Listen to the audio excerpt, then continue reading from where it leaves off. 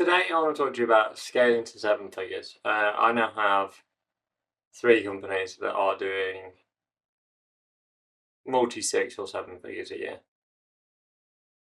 One of the things that I learned in the agency model, and I'm going to spend this whole video breaking down, is kind of like the pitfalls that you will have as part of doing that. So all of these things are basically just funnels. So you have the kind of like the leads coming in here. You have kind of some kind of drop off on show. Right, in fact, you have meeting booked, drop off first, so that's booked, then show, and then sold.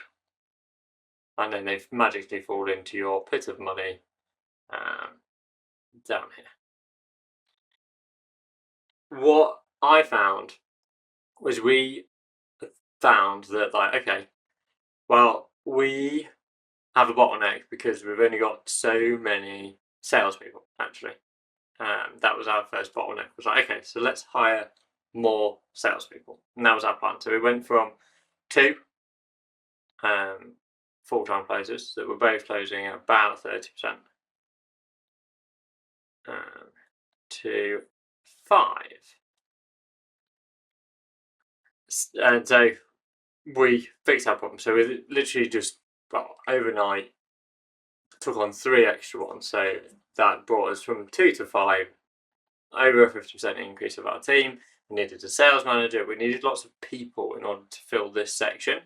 And then our next one was like, crap, okay, we haven't got enough, in fact, enough leads at that point. So we went straight back to the top of the funnel and was like, okay, how do we get more people in here so that then there's more people that get booked and more people that show up, and then therefore we get more sales? The problem that we had here was, like, there was levers we could pull. We doubled the number of cold emails we were doing. We started doing ads. We started doing all kinds of different things to get people, like, as many people in the top here as possible. What I didn't realize is that, like, this is a funnel, this is a funnel, and this is a funnel. So when we were testing SMS, I see why people struggle with doing these Mario board videos. The blooming mouse is useless for drawing. SMS, the funnel, while it looks exactly the same, is different. Like, to get the leads, it's easy. You've got your core fundamentals, like the messaging you need to do right. But getting them to actually book was a nightmare. They just wanted to speak on the phone, so then you needed to hire a setter so they could phone them. And they weren't very good, which meant there was less people that actually showed up to the bumming meetings, which means there was less people that get to close. So we went from a funnel that looked like that to one that actually, like, scooped in way harder than we were initially expecting. There was only actually ever a couple that dropped through to that last little bit of sales. With ads, that was a different beast again. Like, you had to pay a lot of money to get people in this top bit. The show rate, the booking rate was easy. Like, it just did it. But the show rate was pretty poor. So then we ended up hiring setters for that bit. And then, like, before you know it, they're more skeptical. They've clicked on your ad and therefore seen 100 other ads exactly the same, offering the exact same thing since. They're just like, I've got so many choices of where I want to spend my money. Is it really with you guys? And then email. This is like an easy one for us. We send like multiple millions of emails every single month, and like this is now our only lead gen source. Mainly because that's one of the things that we sell to clients, so we need to be damn good at this in order to kind of do the rest of it. So SMS, we stopped.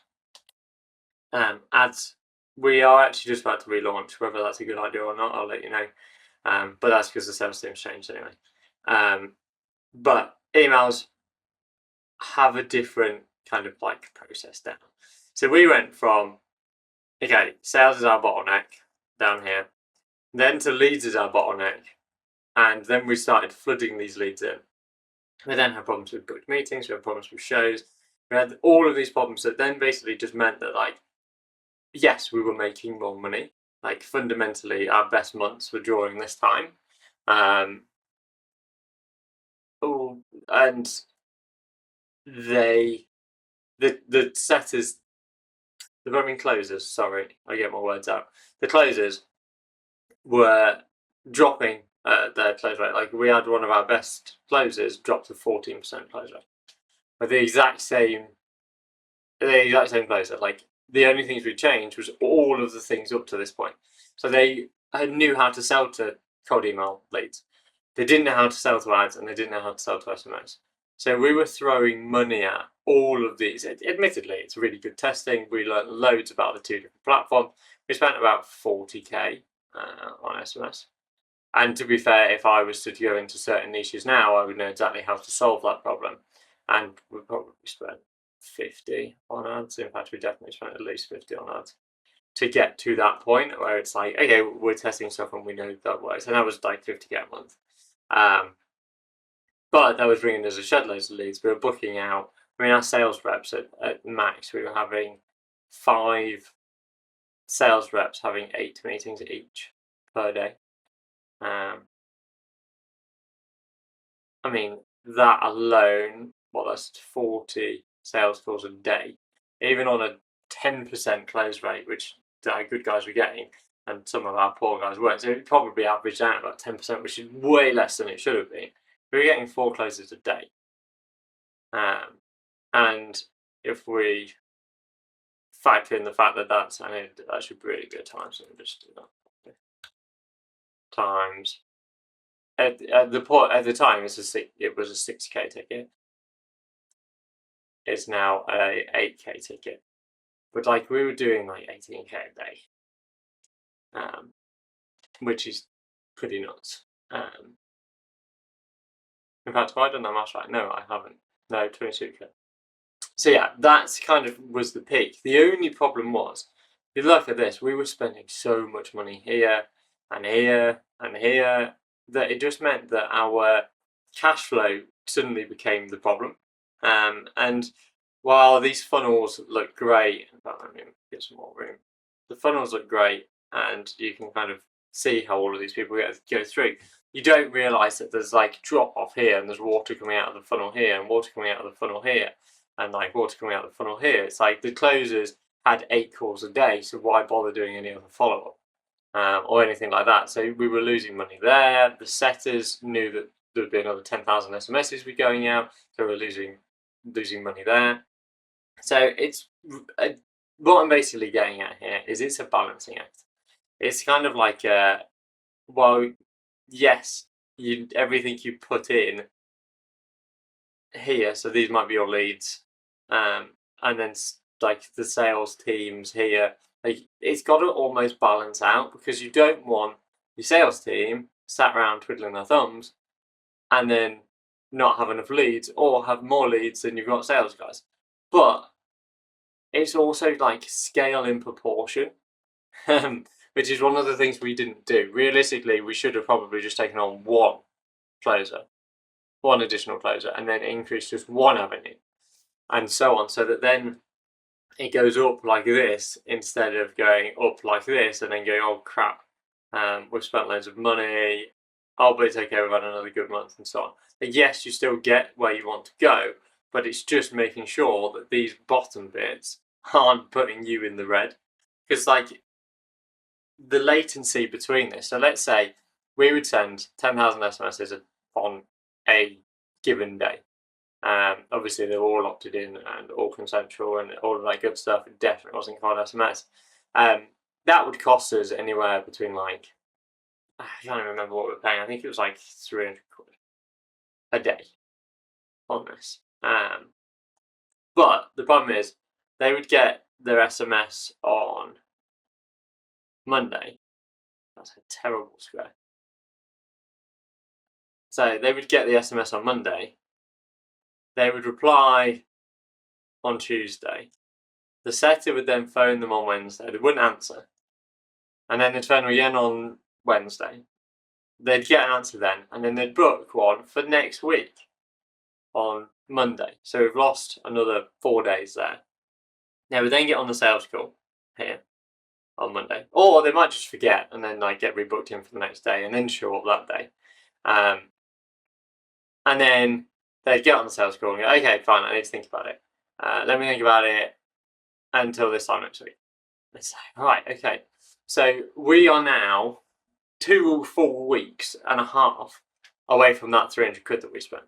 So that 300 quid has now become 3,000, if not 4,000, because of the latency, because there's people that are being stuck here in this kind of cycle. So you've got to be happy to foot £4,000 to get this £6,000 client. Don't get me wrong, you'll get others within that budget. You might be thinking like, oh, you're only going to make 2k. No, because the people who replied on this day then follow the same cycle and then go round, but they're just running a day later, and then they'll have a follow up here and then move to there.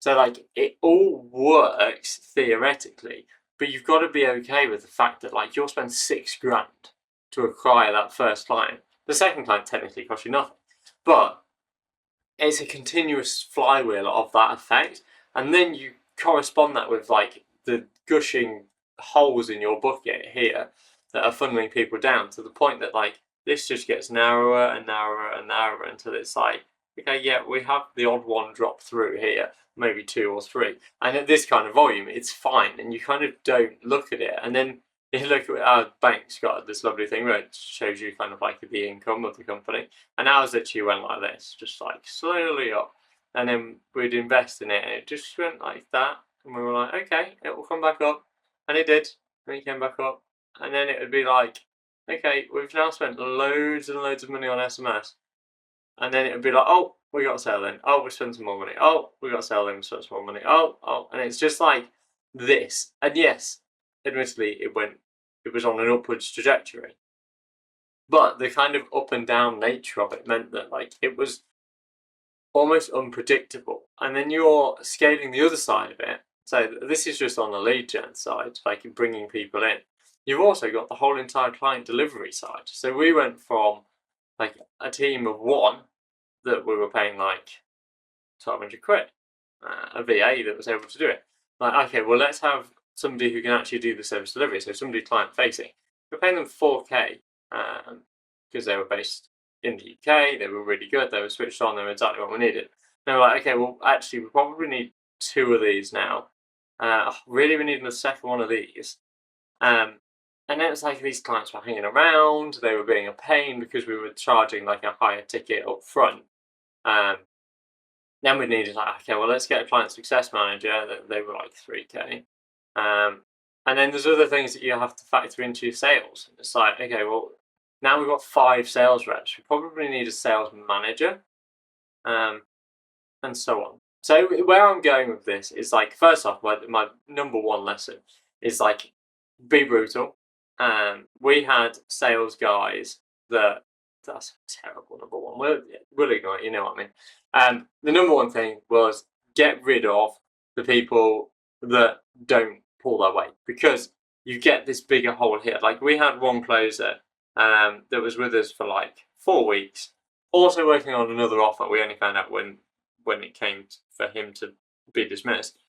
He was actually working another offer the whole time. I did think his calendar availability was really bizarre. Like, he's got an hour blocked out at 2 p.m. on Tuesday, and then another one at 4 on Wednesday. It's like, this is really odd. Anyway, you know, he's new. We'll give him the chance. He didn't close anything, so we invested about probably close to 10 grand getting him sales calls, because each of these sales calls cost you money. So let's say for ads, for example, ads was probably the easiest one to track because it literally gives you a number. We went from paying £36 per lead, per booked meeting, to 72.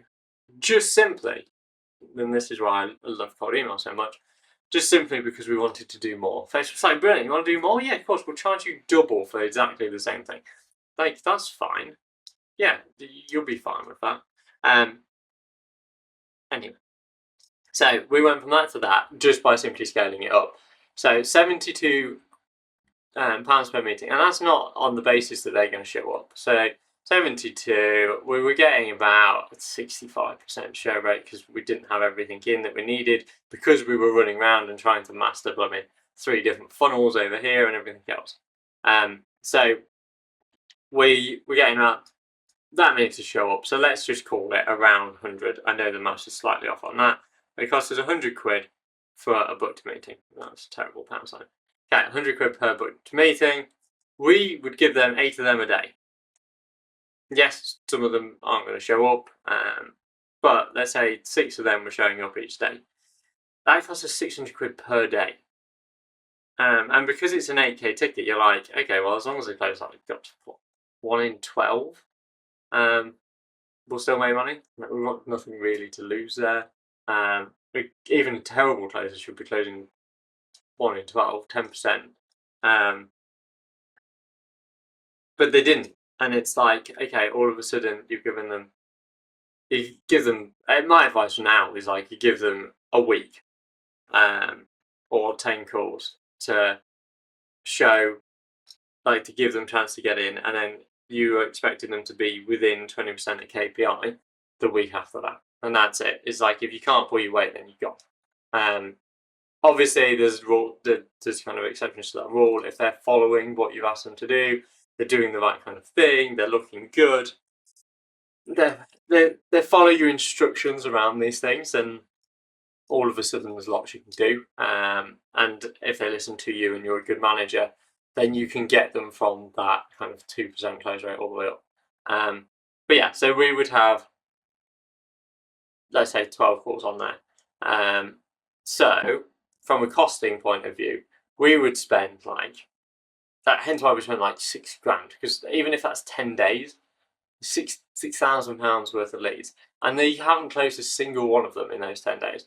But you've got the latency again. So you're like, okay, well, he said that call went really well. It'll come in next week, and then you're £12,000 later, and so on, and it just goes. There's money like literally flooding out of your funnel again here, because that closer has no idea what he's doing. So the second you can plug that hole and stop the bleeding, it will make everything so much better. But the top of funnel stuff, like, there's so many things you can fix on here. So if your cost per lead goes the other way from 72 to 36, and you can afford to put as many people through. And all it is spotting what those bottlenecks are. So if we do the funnel the other way around, this way, you want to make this process as easy as possible for people to go through. And if you're finding that, okay, look, we're getting loads of people in the front, however, this seems to be a bottleneck here, the show up rate. It's like, we can get 100 people that are interested. In fact, should I just do this with a text box to make all of our lives easier? So if you get 100 people interested, you then get 90 of them to book.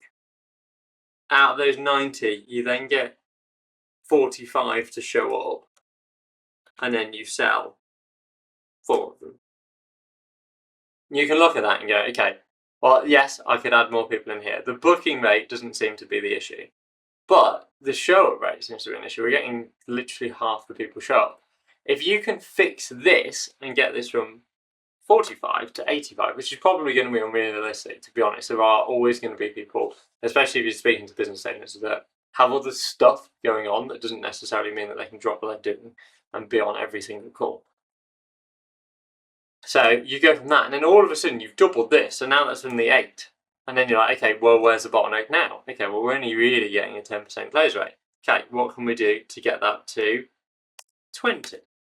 It's like, okay, brilliant. And that's what you're kind of constantly working at. And as the owner of the business, that's your priority. Should literally be, okay, where's the bottleneck? And then after that, it's like, okay, well, actually, can we get this any higher? Let's get that to 40. Okay, you're now closing at 50%. Chances are you're charging too low at that point. But it's then like, okay, where can we get bigger numbers? Or it probably gets to that point and like, okay, well, let's do 200 of these on the front end. And then that means we'll have 180 on here, and so on, all the way through the process. So you can constantly do that. And that should all you should be doing is that, and fixing it. Like, I have a to-do list, which is to solve those constraints. So at this point, it was like, okay, how do I fix show-up rate? How do I fix close rate? And they're my 2 focuses, because they're the only things that are going to drive the revenue.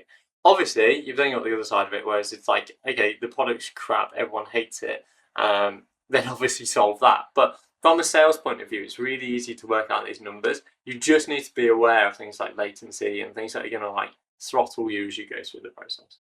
I appreciate this is just a 20-minute rant, but I hope that gives you a bit of an idea of like what we went through, how we scaled, and kind of like just a little bit of what to expect. Because I do genuinely think there's lots of people out there that will launch Facebook ads and do really well and hit that like 10K a month, and then they will start seeing these problems. So do it gradually, grow with it, and yeah, good luck.